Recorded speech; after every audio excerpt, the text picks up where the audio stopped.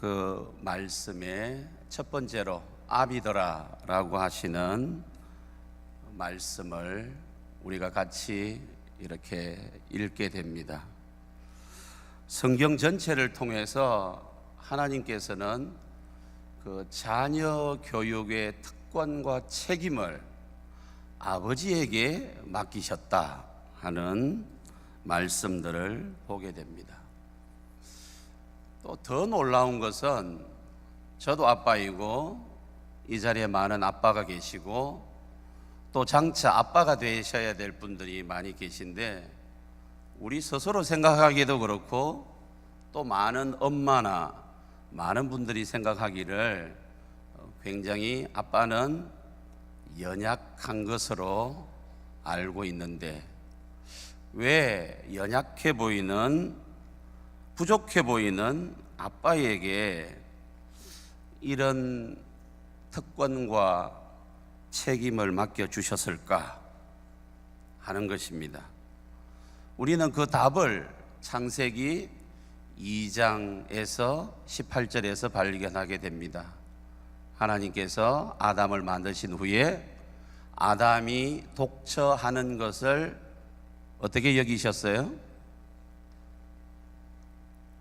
여기는 답이 없습니다. 어떻게 여기셨어요? 좋지 않게 여기셨어요. 하나님이 만드신 게 다 좋았다, 다 좋았다. 창세기 1장에서 다 심히 좋았다 하셨음에도 불구하고 남자의 독처하는 것을 좋지 않게 여기시고 그를 돕는 누구를 만드셨죠? 돕는 배필, 돕는 아내를 바로 만드셨던 겁니다.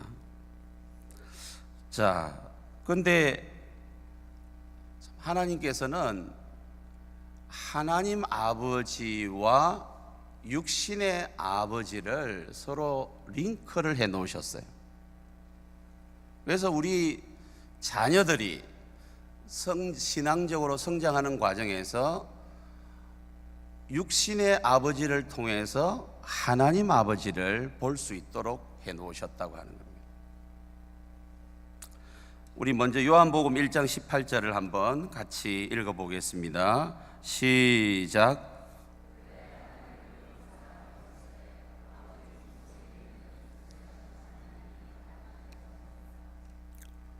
하나님을 본 사람이 없다고 창세기를 비롯한 모든 성경에서 말씀하시는데 요한복음 1장에는 하나님 품속에 있는 독생하신 하나님, 바로 우리 주 그리스도 예수님께서 하나님을 우리에게 보여주시고 우리에게 드러내 주셨다고 말씀하고 있는 것처럼 하나님께서는 육신의 아버지를 통해서 하나님의 어떠하심을 우리에게, 특별히 우리 자녀에게 보여주기를 기뻐하시는 겁니다.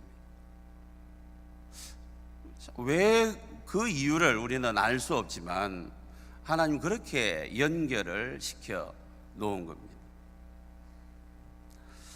아버지의 부재, 우리 학교의 교수실에 이렇게 가면 교수님의 방 앞에 부재중이라고 하는 팻말이 붙어 있는 경우를 우리가 볼 수 있는데 아버지가 부재하다. 지금 아버지가 집에 안 계신다. 아버지가 어디 계실까요? 집에 안 계시고 어디 계시죠? 친구를 너무 좋아해가지고 친구 만나러 가고 또 낚시, 등산, 기타 등등의 취미를 너무 좋아해가지고 그 활동하러 가고 그래서 아버지는 집에 늘 안 계시는 그런 자녀에게 있어서는 단지 그냥 집에 없다 이걸로 끝나는 게 아니고 마태복음 1장 23절에 보면 임마누엘이라고 하는 아람어가 나옵니다. 그 말을 영어로 번역하면 God with us, 하나님께서 우리와 함께 계신다. 이 임마누엘이라고 하는 개념을 도무지 이해할 수 없는 아이로, 없는 자녀로 성장한다고 하는 겁니다. 왜? 하나님 아버지라고 했을 때 육신의 아버지가 서로 연결되어 있기 때문에 항상 우리 아버지는 내가 필요할 때, 좀 전에 찬양 가사 가운데서 그 가사에 나오는 엄마 아버지는 항상 내가 필요할 때 항상 옆에 있었던 분으로 그려지고 있지만, 아버지의 부재는 하나님이 우리와 함께 계십니다, 그냥 끄떡끄떡 할 수는 있지만 문제는 그 개념을 도무지 이해할 수 없는 거죠. 왜? 항상 자라면서 아버지는 부재 중이라고 하는 그것이 하나님이 우리와 함께 계신다는 개념을 밀어내버리고 마는 겁니다. 불통인 아버지, 불통이 뭐겠습니까? 서로 통하지 않는 거죠. 다른 말로 하면 나는 아버지랑 대화가 전혀 어떻다고요? 나랑 아버지는 전혀 대화가 어때요? 안 돼. 그래서 그런지 몰라도 아버지와의 대화가 전혀 없는 그런 가정들을, 아니 어쩌면 오늘 이 자리에 있는 우리들 가운데서도 그런 과정을 지나온 분들도 계시고, 지금 내가 부모인데, 내가 아빠인데, 내가 자녀와 지금 소통이 전혀 안 되는 불통인 상태의 아버지도 계실는지 모릅니다. 그렇게 자란 자녀는 결국 기도와 대화라고 하는 개념 자체가 아예 생겨나지 않는, 선천적으로 이 개념 자체가 생겨나지 않는 그런 일들이 있게 되는 거죠. 기도, 그러면 반드시 상대가 있어야 기도가 되는 거죠. 여호와 하나님께서 내가 구하면 들어주신다고 하는 그 믿음이 아버지가 항상 없었던 이 자녀에게 있어서는 내가 기도하면 하나님이 내 기도를 들으시고 내게 응답하신다는 그 개념을 상실하게 되고, 대화, 혼자서 얘기하는 것은 독백입니다. 대화의 상대가 있어야 되는데 대화의 상대가 없을 때 이 아이는 대화가 뭔지를 모르고 자라게 되고, 단지 이건 자녀의 문제로 끝나는 게 아니라 나중에 결혼해서도 어떻게 됩니까? 자기 남편과 자기 아내와 대화할 줄 모르기 때문에 얘기 좀 해보라고 막 아무리 쫄라도 마치 망부석처럼 있을 수밖에 없는, 뭐 고기도 먹어본 사람이 먹는다고 어릴 때부터 이 대화가 안 되면 하고 싶어도 안 되는 이런 일들이 일어나는데, 물론 엄마도 거기에 영향을 미치지만 특별히 영향을 미치는 존재가 누구라고요? 아빠라고 하는 겁니다. 여기 부모의 4가지 타입이 나옵니다. 4가지 타입인데, 여러분 저걸 보실 때 여러분 자신을 한번 비춰볼 수도 있고요, 또 여러분이 성장하는 과정 속에 내 부모님, 특별히 내 아버지는 어떤 아버지셨을까를 우리가 동시에 생각해 볼 수 있습니다. 우리 보통 아버지 하면 권위주의형 아버지를 떠올리는 사람이 아마 좀 더 많을지도 모르겠습니다. 권위주의 형태의 아버지는 뭡니까? 사랑을 전혀 주지 않습니다. 사랑이 없습니다.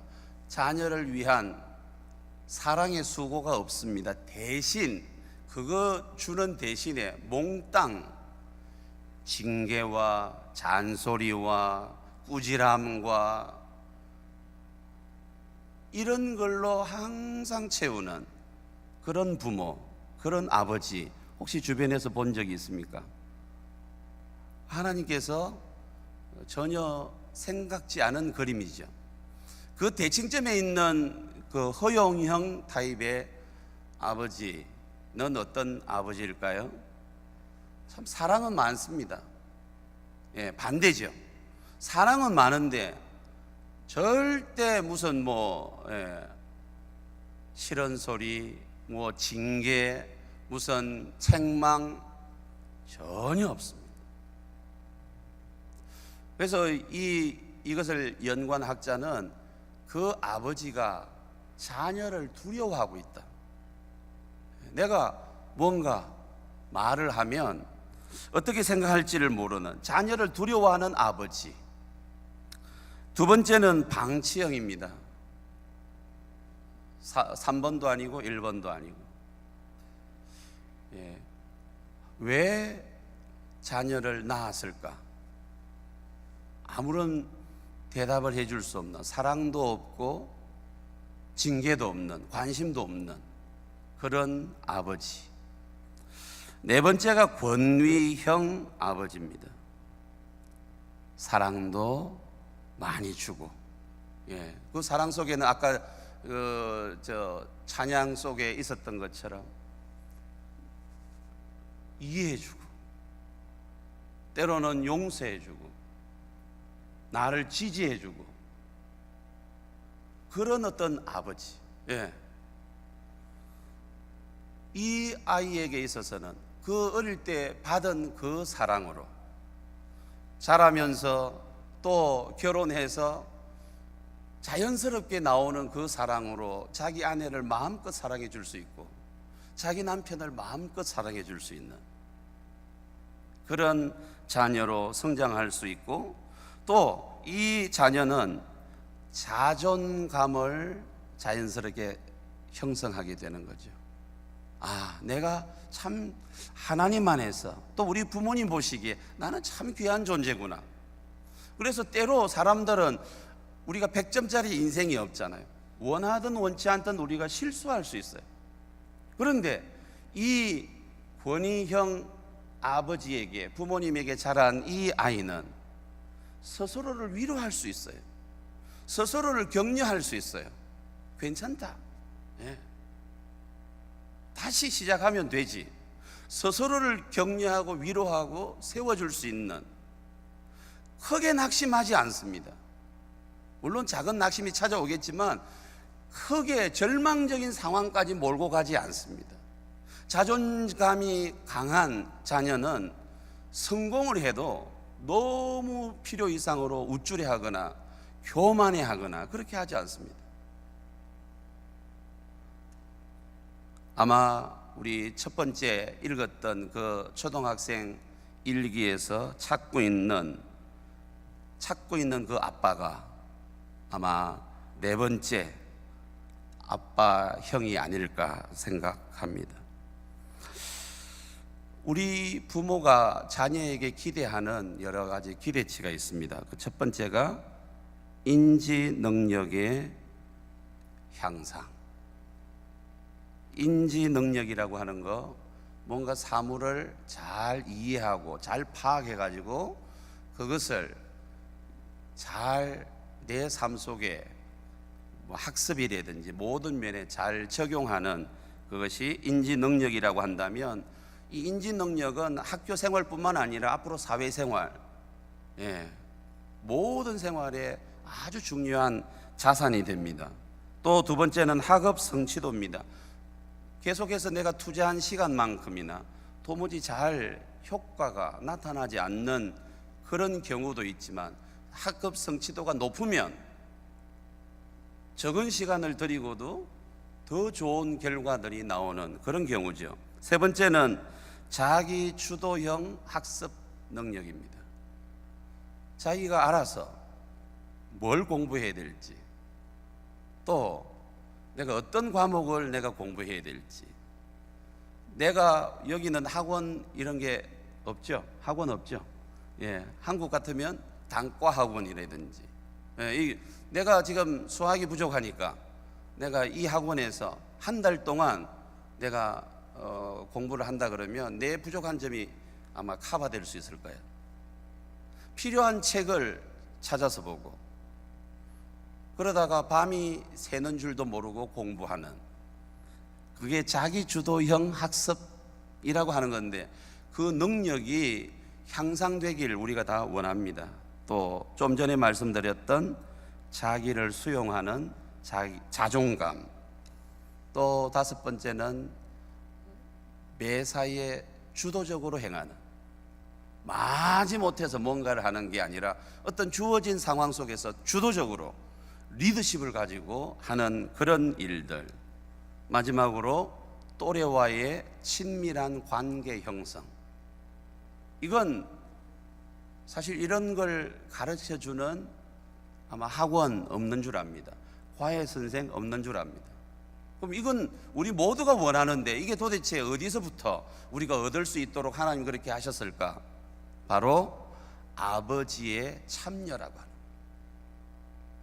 아버지의 참여를 통해서 하나님께서는 조금 전에 열거했던 우리 아이들의 현재에도 꼭 필요하고 성인이 되어서도 결혼을 해서도 꼭 필요한 그런 부분들이 사실은 아빠를 통해서 공급되도록 하나님께서 그렇게 디자인해 놓으셨다고 하는 겁니다. 방금까지의 이야기를 쭉 들으시면서 뭔가 여러분에게 아하 하는 뭔가가 좀 있으십니까? 우리가 미처 생각지 못했던, 우리가 그처럼 사실 아이가 이런 아빠를 찾고 있기도 하지만 어쩌면 엄마도 이런 아빠를 찾고 있었는지도 모르겠습니다. 아빠와 엄마인 분들은 우리 아이들에게 정말 꼭 필요한 존재가 아빠구나. 또 아까도 말씀드렸지만 엄마로서 내가 돕는 배필이라고 성경에 나와 있지만 도대체 뭘 어떻게 해야 될지 잘 몰랐는데 아빠다운 아빠가 될 수 있도록 내가 적극적으로 도와야 되겠구나. 그게 안 된다고, 아빠다운 아빠가 아니라고, 준비가 안 됐다고 맨날 구박하고 타박하고 못살게 구는 그런 자리에서 나와가지고 내가 아빠다운 아빠로 남편이 자리 잡을 수 있도록 내가 지금 현재 내가 뭘 도와주면 될까?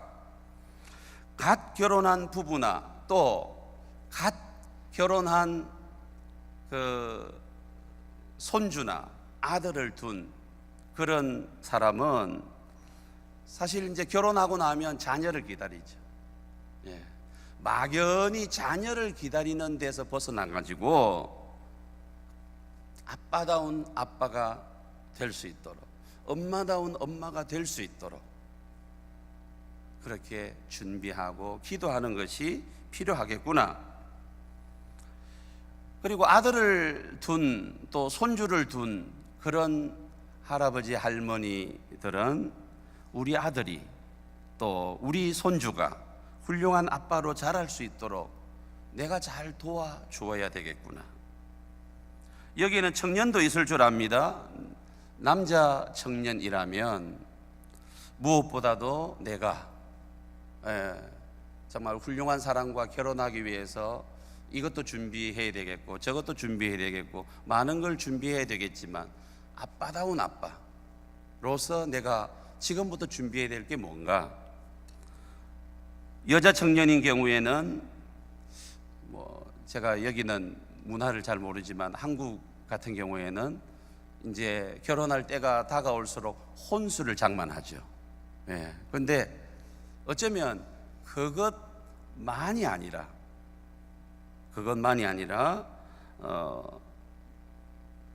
훌륭한 아빠를 내조할 수 있는 그런 면에서 우리가 준비하는 뭔가 우리가 생각하는 그런 시간을 하나님께서 주신 줄로 믿습니다. 자, 그럼에도 불구하고 이제까지 참 좋은 이야기들 많이 들었는데 그럼에도 불구하고 현실적으로 아빠에게 주어진 시간이 많지 않습니다. 목사님, 나도 시간이 있으면 그런 참 좋은 아빠도 되고 아빠다운 아빠 되고 싶은데 현실적으로 내가 너무 바빠요. 내 직업이 너무 바쁘고 오라는 사람도 많고 갈 때도 많고 현실을 너무 모르는 거 아니겠습니까? 라고 이야기하실 분이 계실지 모릅니다. 그렇기 때문에 우리의 삶 속에서 우선순위를 재조정하는 일들이 필요하다고 하는 거죠. 우리가 모든 것 할 수 없습니다. 그렇잖아요. 그런데 우선순위를 정한다고 했을 때 그 우선순위는 여러분 나와 있는 표시대로 긴급하고 중요한 것에 따라서 우리는 구분해 볼 수가 있습니다. A번, 정말 긴급하기도 하고 중요한 일이다.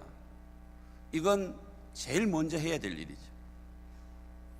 정말 긴급한 일인데, 긴급한 일인데 중요하지는 않아요. D번이죠. 그렇다면 어떻게 됩니까? 일을 취소하거나 긴급하지도 않고 중요하지도 않는 일은 그건 아예 지워버려야 되겠고, 그 다음에 긴급하기는 한데 중요하지 않는 일이 있다면 일을 축소하거나 누군가에게 맡길 수 있죠. 이제까지는 A, B, C, D 우리가 모든 걸 하느라고 아빠다운 아빠로서 우리가 할 시간이 없었어요. 오라는 데 다 가고, 가고 싶은 데 다 가고, 하고 싶은 일 다 하고, 그런 사람은 시간이 있을 수가 없습니다. 그런데 다시금 시간을 재편해서 B 같은 경우에는 우리가 전략적인 계획을 세우고 내가 언제까지 완료했으면, 아직 시간적인 일들은 많이 남아 있으니까 그렇게 함으로 다른 A 같은 일들을 먼저 처리하면서 나아간다 그러면 현재 내가 참 시간이 없었어 라고 하는 이야기는 우리가 조금 다시 한번 생각해 볼 수 있겠습니다. 디모데후서 3장 15절에서 17절 말씀을 우리가 다 같이 한번 읽도록 하겠습니다. 시작.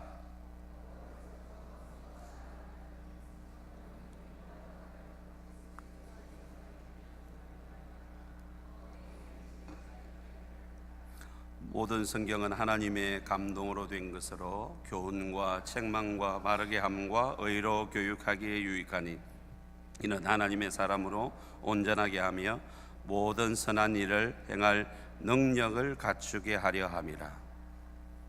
우리가 이미 익히 알고 있습니다만 성경이 가지고 있는, 우리가 잠언 1장 7절, 잠언 9장 10절에 여호와를 경외하는 것이 지식과 지혜의 근본이라고 말씀하셨습니다. 그것이 바로 성경 속에 있는 거죠. 여호와를 경외하는 그 방법이 성경 속에 들어있고, 거기에는 구원에 이르는 지혜가 있을 뿐만 아니고 우리 자녀를 어떻게 교훈하고, 어떻게 책망하고, 어떻게 바르게 키우고, 어떻게 의롭게 교육을 시킬 건가에 대해서 다 나와 있습니다. 우리가 아빠로서, 부모로서 할 수 있는 모든 것이 다 들어 있습니다. 완전합니다. 그리고 온전케 하고 선한 일을 행할 능력까지 갖출 수 있는 책이 바로 성경이라고 하는 거죠. 신명기 6장 5절에서 7절 말씀을 우리 같이 한번 읽겠습니다. 시작.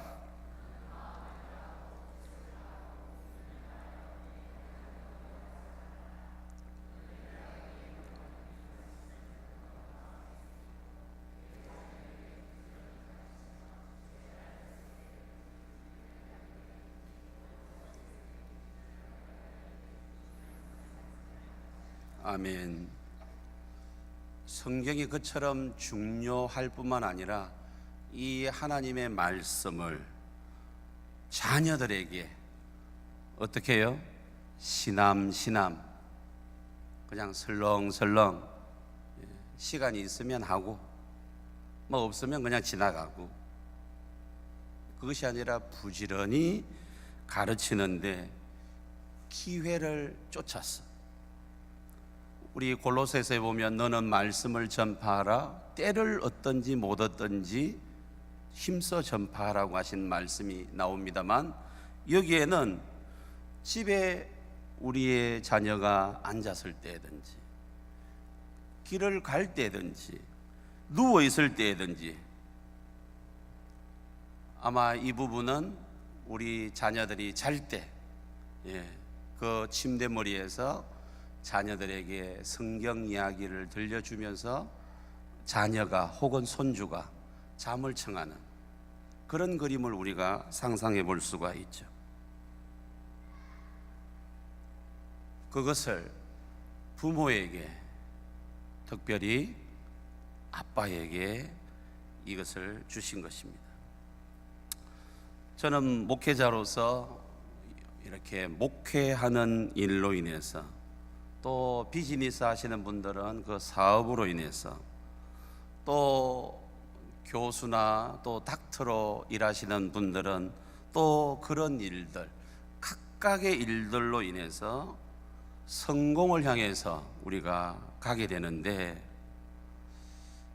제가 여기는 얼마 되지 않아서 모르겠지만 한국에는 종종 자신의 성공을 위해서, 남자 자신의 성공을 위해서 자신의 결혼 생활도 희생해도 된다고 하는, 자기의 자녀들도 아까 그 부모의 타입에 그냥 방치하는, 자녀를 완전히 그냥 방치하고 버려도 된다고 하는, 그리고 하나님과의 친밀한 관계들을, 그것도 내 성공을 위해서라면, 내 분야의 1인자가 되기 위해서라면 기꺼이 버려도 된다고 하는 너무나 큰 착각과 오류에 빠져 있는 사람들을 보게 되고, 어쩌면 그것을 돕는 배필이 부추기고 있는 그런 경우가 더러 있다고 하는 겁니다. 거기서 주님은 돌아서라고 하는 겁니다. 정말 나중에 자기의 성공을 거뒀다고 생각할 때, 때는 늦은 그때에, 내가 부질없는 생각을 했구나, 내가 잘못된 판단을 했구나. 아무리 땅을 치고 후회해도 옆에 가족도 남아있지 않고 자녀도 남아있지 않고 아무것도 없는 가운데서 그의 성공이 도대체 어디다 쓸 수 있는가 하는 겁니다. 두 번째는 자녀를 노엽게 하지 말고 라고 하는 말씀입니다. 여러분이 자녀를 키울 때, 또 여러분이 자녀였을 때 부모에게 어떤 때 화가 났을까요? 생각해 본 적이 있으십니까? 아니, 생각이 아니라 화가 났던 적이 있잖아요. 여러분이 어렸을 때 부모님에게. 대체적으로 모순된 일 때문에 그렇게 화가 나는 경우가 많다고 합니다. 대외적으로는 누구보다 말씀대로 사시는데, 가정에 돌아와서, 또 일터에 돌아와서는 아주 폭력적이 되고 비인간적이 되고 비판적이 되고, 그 사람만 없으면 그 사람을 비난하는 그런 사람이 되고, 누군가를 끊임없이 시기하고 질투하는 그런 일들이 아버지에게 있을 때, 어린 자녀는 처음에는 심한 갈등을 겪게 되죠. 특히 청소년이나 그 청년이나 어린 아이일 때는 마음에 그래도 비록 부패한 상태지만 상당히 또 순수한 마음들이 있잖아요. 우리 아빠가 목사라면, 우리 아빠가 교회의 영적 리더라면 적어도 이렇게 살아야 될 텐데 어떻게 그게 서로 모순이 될까 하는 것에서 처음에는 그 모순을 그냥 안고 있으면서도 억지로 교회를 다녀주다가 집을 떠나면서, 대학을 가면서, 직장을 얻으면서 부모의 설화를 벗어날 때 기꺼이 신앙과도 교회와도 결별하는 그런 경우를 우리는 만나게 되는 거죠. 제가 여기 2달 있으면서 계속 많이 들었던 기도 제목 중에 하나가 그겁니다. 우리 유스 그룹의 지금 아이들이 지금 이제 다 12학년이 되고 이 근처의 학교를 지나가는 경우도 있겠지만 또 멀리 학교 때문에 또 어쨌든 주일 학교에서 이제 졸업하게 되는 그런 아이들을 보면서 이들이 주일 학교를 졸업하면서 썬데이 스쿨을 졸업하면서 교회도 졸업하지 않기를 우리가 다 계속 기도하고 원하는 거죠. 그런데 그것은 어떤 외부적인 요인도 분명히 있겠지만 가장 큰 요인이 있다면 그의 아버지로부터 받는 모순된 그 상황, 그 상황이 그로 하여금 그가 집을 떠날 때 같이 신앙도 떠나게 하는 그런 경우가 있다고 하는 겁니다. 그런 면에서 고린도전서 11장 1절 말씀 우리 다 같이 읽겠습니다. 시작.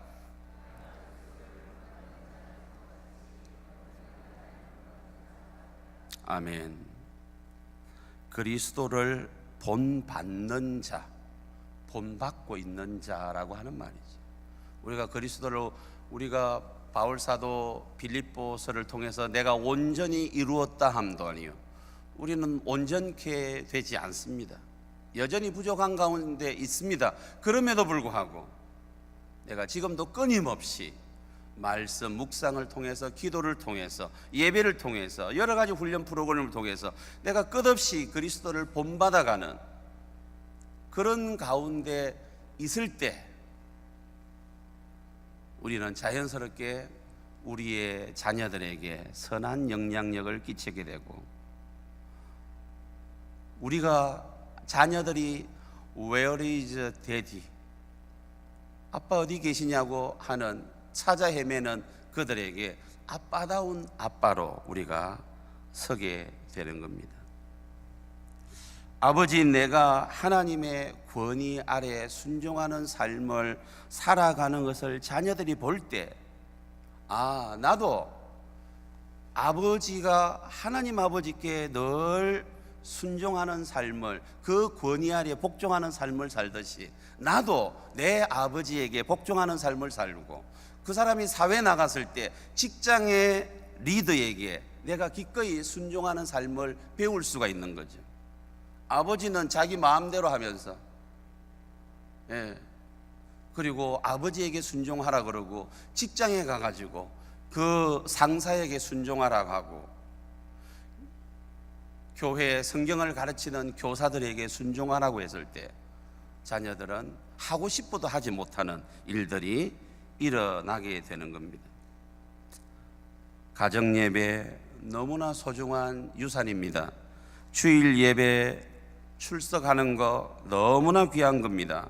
그런데 이런 모순이 해결되지 않은 채로 매일매일 가정 예배 드리고 매일매일 주일 예배를 교회를 데리고 온다 하더라도 우리가 그렇게 노력한 만큼 우리 자녀가 그렇게 성장해 주지 않는 그런 아픔이 있는 겁니다. 아까 징계를 우리가 얘기했습니다. 권위 있는 징계가 되기 위해서는, 우리 징계 그러면 뭐가 먼저 생각날까요? 뭔가 회초리를 들고 야단을 치는 것부터 우리가 생각할 수 있지만, 사실은 상과 격려, 칭찬을 우리는 사실 먼저 생각해야 합니다.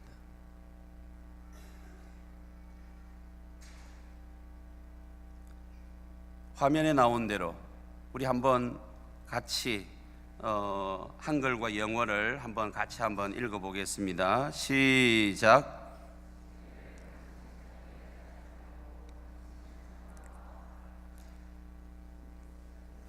With your child, not to your child. 이 with와 to의 차이를 혹시 느끼시겠습니까? 자녀에게, 그러면 서로 다른 객체죠. 전혀 자기의 이런 부분을 생각하지 않고 자녀가 뭔가 잘못한 거에 대해서 남에게 얘기하듯이, 자기가 나면 상관없는 것처럼 그렇게 우리가 징계할 때가 있지만, 당신 자녀와 함께하라. 서로 연결되어 있는, 어쩌면 그 옛날에 여러분이 다 들었을 법한 이야기. 아들이 크게 잘못하고 돌아왔을 때 회초리를 꺼내라고 해가지고 회초리를 꺼냈더니 그 회초리를 아들의 손에 들려주면서 아버지의 종아리를 치라고 하는 이야기를 여러분이 듣고 아마 눈시울이 뜨거워졌던 때가 있었을 겁니다. 아마 그게 위더, 함께하는, 자녀와 하는 그런 징계가 될 것입니다. 아버지의 말에 순종하는 것이 사실 얼마나 어려운지에 대해서 우리가 이미 알고 있을 때 우리가 자녀를 제대로 이해할 수 있다고 생각합니다. 나는 안 하니까 그냥 계속해서 자녀에게 우리는 요구할 특권이 있는 줄로 생각하고 계속해서 그냥 이거 하라 저거 하라고 할 때는 효과가 떨어질 수밖에 없습니다. 그리고 매사에 안 된다는 얘기를 하면 결국은 뭘 안 해야 될지를 모르게 되지만 정말 꼭 필요한 때만 안 돼라고 이야기할 때 우리의 자녀들은 더 훨씬 내가 뭘 하면 칭찬을 받게 되고 뭘 하면 내가 야단을 듣게 되는지에 대해서 알 수가 있는 거고, 언제 어디서든지 그 징계의 기준이 같아야 되고 또 부부의 기준이 같아야 된다고 하는 거예요. 서로 부부가 거기에 대해서 서로 합의가 되어 있지 않으면 엄마는 이걸 칭찬하고 아빠는 이걸 징계하고 그러면 결국은 아이에게는 아무런 교육적인 효과가 나지 않는다고 하는 겁니다. 그리고 징계하기 전에 저는 미국 사람 잘 모르지만 미국 드라마 이런 데 보면 이번이 첫 번째야, 이번이 두 번째야, 마치 우리 한국 사람의 참 세 번이라고 하는 말처럼, 지금 대단히 화나고 지금 당장 징계를 뭔가 해야 될 것 같지만 한 번의 기회를 더 주고 또 한 번의 기회를 더 주고, 그래서 이번에는 거기에 대해서 징계를 받아야 되겠다고 하는 그런 과정들을 통해서 우리의 사랑을 표현할 수가 있는 겁니다. 또 징계를 하고 난 다음에는 거기에 대해서 반드시 이유를 말해줄 필요가 있습니다. 저도 자녀를 키워봤지만 사실 그냥 뭔가 이렇게 징계를 행하고 나서 그걸로 끝나는 경우가 참 많았어요.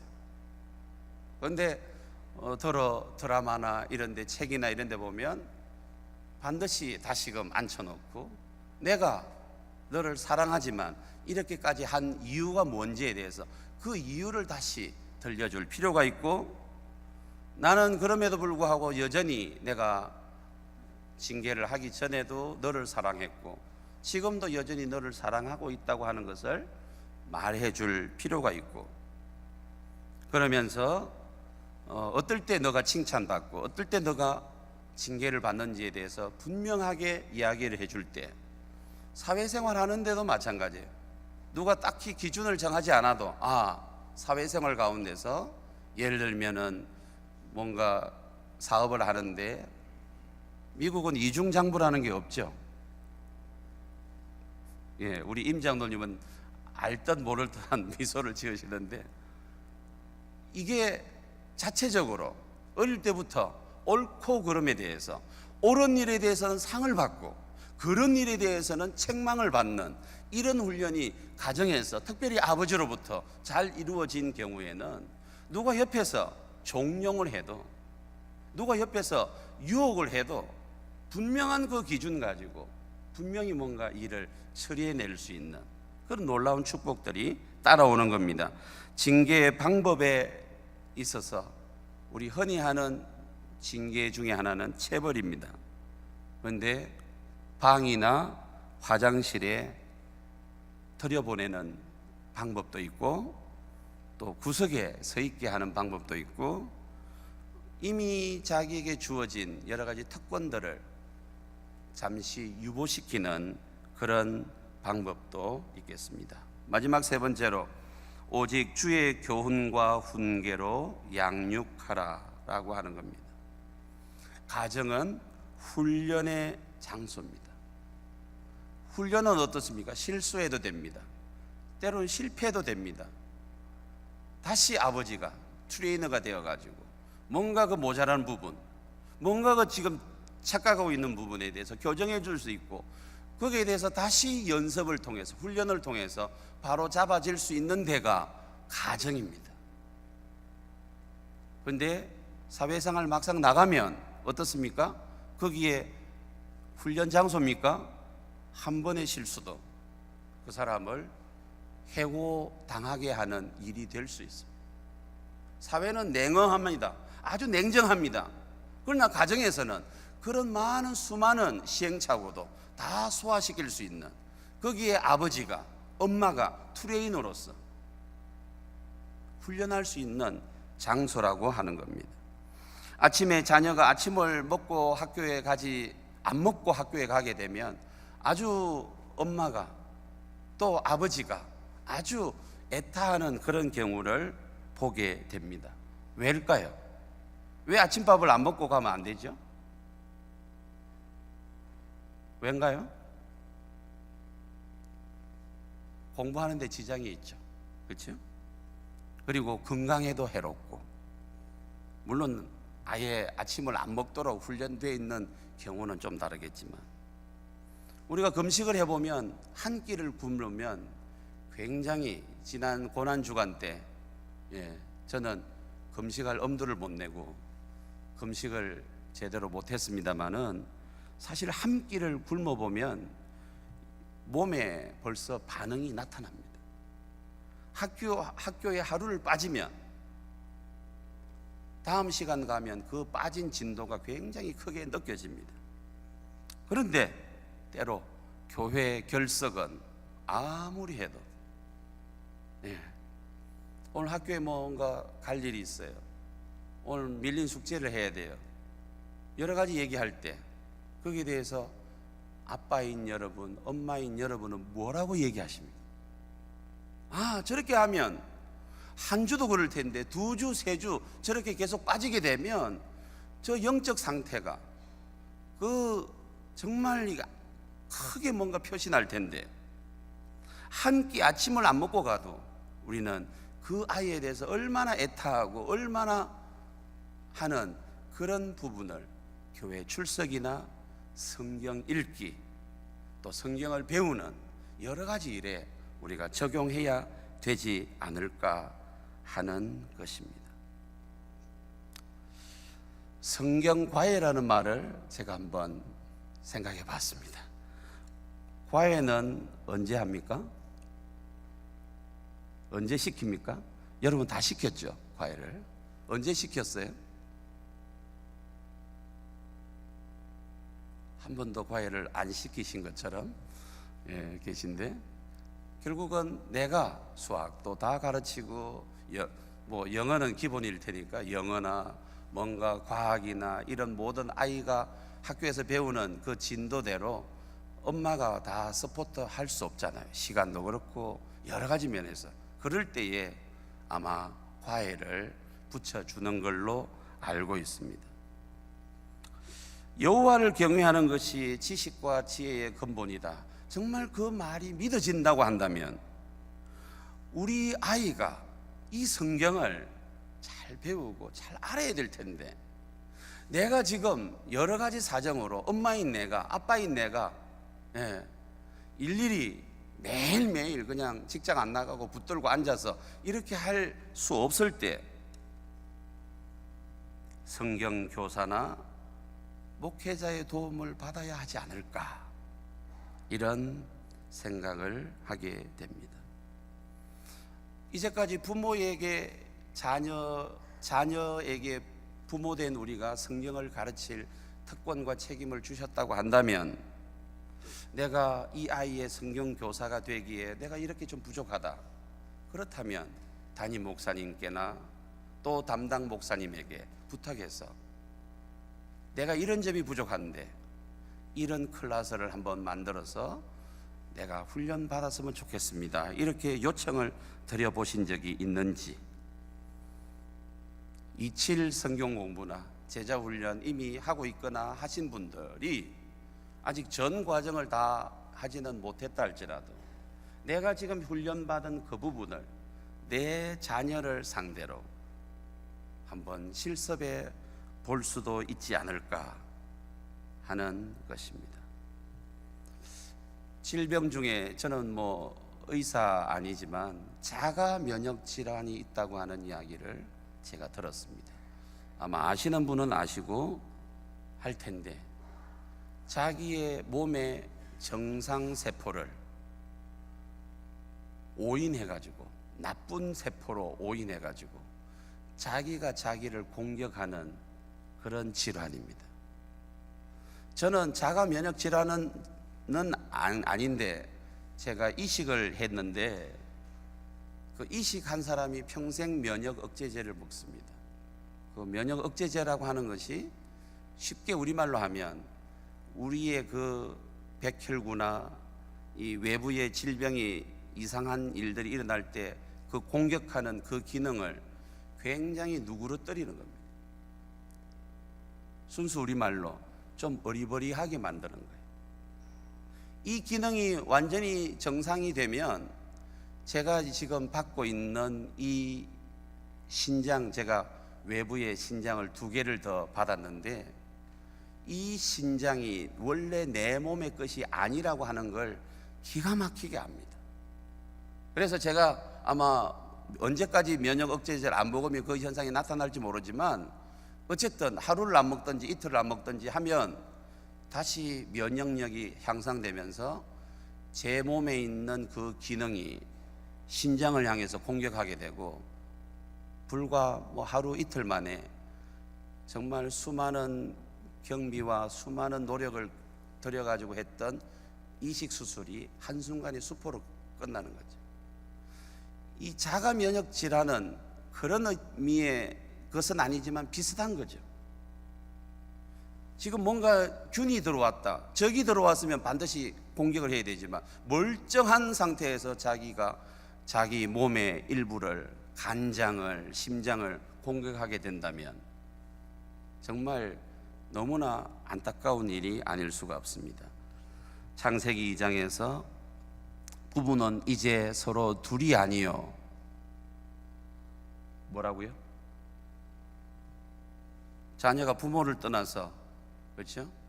이제는 둘이 하나가 된다고 했습니다. 결혼한 순간 부부는 하나가 되는 겁니다. 그리고 1 더하기 1이 1이 되는 순간이에요. 우리 눈에는 서로 따로 떨어져 있지만 성경대로 우리가 말씀대로 믿는다면 부부는 더 이상 둘이 아니고 하나입니다. 남편이 그 사실을 모르고 부인을 온갖 것으로 공격해야 된다면, 아내가 남편을 향해서 어떤 말과 어떤 것들로 공격해야 된다면 그건 상대를 해를 입히는 게 아니고 결국은 뭐라고요? 내가 내 몸을 공격하는 거예요.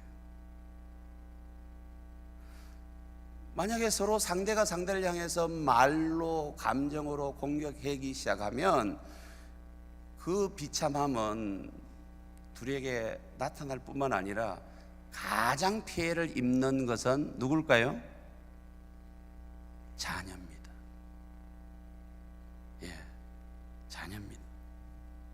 자녀에게 치명적으로 그 피해가 나타나고, 그 자녀가 결혼 안 하겠다는 자녀가 나오기도 하고, 결혼을 해서도 정말 불행한 삶을 살아가는 그 시작이 자기 몸을 자기가 공격하는, 아내가 남편을 공격하고 남편이 아내를 공격하는 거기서부터 수많은 그런 일들이 일어나게 되는 겁니다.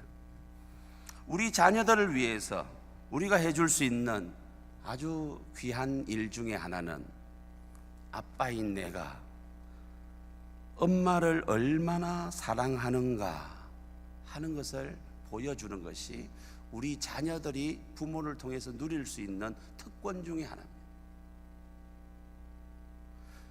그걸 통해 가지고 서로가 행복하죠. 제가 그 그림 자료를 준비 안 했지만 천국과 지옥의 식탁이라고 하는 아마 그림을 본 적이 있는 분이 있으신지 모르겠습니다. 숟가락이 아주 쇠스랑만 하고 포크가 거의 사람 키가 넘는 그걸 주어졌는데, 지옥은 그 큰 스푼으로 자기 입에 넣으려고 자기 입에 들어갑니까? 결국은 빼빼 마른 불행한, 천국도 똑같이 같은 스푼과 같은 포크가 주어져 있지만 그걸 가지고 어떻게 해요? 상대방의 입에 넣어주는, 그런 걸 해가지고 아주 좋아 보이는. 그래서 사실은 서로를 우리가 부부가 서로를 향해서 사랑하게 될 때 그건 아내를 위한 것이 아니고, 물론 아내를 위한 거죠. 남편만을 위한 것도 아니고, 물론 남편을 위한 거죠. 그러나 결국은 서로를 위한 것일 뿐만 아니라 그 가정에 자라는 자녀들이 부부란 이런 거구나. 나도 자라서 특별히 뭔가 애를 쓰지 않아도 정말 그런 엄마가 돼 있고, 그런 아내가 돼 있고, 그런 남편과 아빠가 되어 있다고 하는 겁니다. 지난 5월 5일은 무슨 날이었죠? 바자회 하는 날이었어요. 그렇죠? 그래서 아마 여기 바자회 참석하시고 그렇게 힘드시느라 자녀들에게 아마 그날 선물을, 어떤 선물을 하셨는지 한번 기억해 보시기를 바랍니다. 우리 자녀가 가장 바라고 있고 필요로 하는 그 선물은 뭘까요? 아이가 아빠를 어디 있냐고 열심히 찾는 그 오늘 주보의 제목에 결국은 우리가 얻을 수 있는 답은, 자녀가 가장 필요로 하는 선물이 바로 아빠라고 하는 사실이고, 자녀들은 아빠를 꼭 필요로 한다고 하는 것이고, 그래서 오늘 이 자리에 있는 저와 여러분들이 그 자녀들에게 또 정말 꼭 필요한 아빠로서 서셔서 하나님께서 우리 가정들을 향해서 갖고 계시는 계획과 축복이 하늘에서 이룬 것처럼 이 땅에서 여러분 가정에서 이루어지시기를 주님의 이름으로 축복합니다. 기도하겠습니다. 우리의 어릴 적 우리의 부모님들을, 특별히 아빠를 생각하는 시간 주셔서 감사합니다. 그분들이 때로 우리에게 연약한 모습, 또 모순된 모습 우리에게 보여줌으로 우리가 상처를 입었다 할지라도 주님의 보혈의 능력으로 이 시간 치유받는 시간 되게 하여 주시옵기를 원합니다. 아빠를 용서하고 아빠를 사랑하고 우리의 말로서, 우리의 행동으로서 참으로 그 귀한 아빠들을 우리가 세워주고 또 높여주는 귀한 시간 되기를 원합니다. 우리 자녀에게 있어서 꼭 필요한 아빠, 우리가 그동안 그 가치를 혹여나 잊고 살았다고 한다면 어쩌면 자녀를 위해서라도 정말 아빠를 격려해주고 축복해주는 우리가 되게 하여 주시옵소서. 참으로 우리 귀한 중앙교회를 통해서 하나님께서 더 풍성한 일들을 계획하실 때 우리 가정마다 계신 아빠들을 통해서 우리 가정이 더 풍성해지고 우리 교회가 날마다 부흥케 되는 놀라운 시작점이 되게 하여 주실 줄을 믿사오며 우리 주 그리스도 예수님 이름으로 기도드립니다.